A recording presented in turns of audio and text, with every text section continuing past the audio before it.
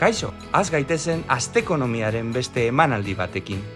Apirilean, Euskal ekonomiaren termometroak nabarmen hobetu zituen azken hilabeteetako balioak, eta 91,4an kokatu zen, hazkunde sendoko eremutik gertu, kontsumo pribatuak eta kontsumo publikoak lagunduta.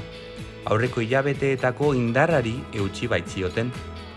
Apirilean, Euskadiko afiliazioak 1,7 egin zuen gora aurreko urteko aldiberaren aldean, eta inoiz lortutako baliorik handiena erdietsi zuen.